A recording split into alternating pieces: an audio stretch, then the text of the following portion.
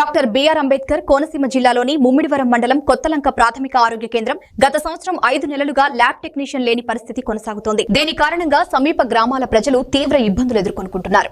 సాధారణంగా జ్వరం వచ్చినప్పుడు వెంటనే రక్త పరీక్షలు చేయించుకోవాలని డాక్టర్లు సూచిస్తారు. అయితే కొత్తలంక ఆసుపత్రిలో ల్యాబ్ లేకపోవడంతో ప్రజలు ప్రైవేట్ ల్యాబ్లు లేదా ముమ్మిడివరం ప్రభుత్వ ఆసుపత్రికి వెళ్లాల్సిన పరిస్థితి ఏర్పడింది. ఈ పరిస్థితిని ప్రజలు తీవ్రంగా విమర్శిస్తూ ప్రజాప్రతినిధులు, ఉన్నతాధికారులు నిర్లక్ష్యంగా వ్యవహరిస్తున్నారని ఆరోపిస్తున్నారు.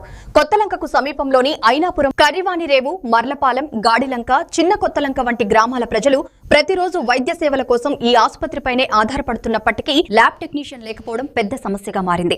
ఇక ప్రస్తుతం స్ట్రెప్టైఫాస్ వ్యాధి ప్రబలుతున్న నేపథ్యంలో రక్త పరీక్షలు అత్యంత అవసరం.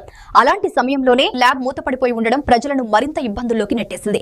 కొత్తలంక ప్రాథమిక ఆరోగ్య కేంద్రానికి వెంటనే ల్యాబ్ టెక్నీషియన్ ను నియమించాలని ప్రజలు డిమాండ్ చేస్తున్నారు.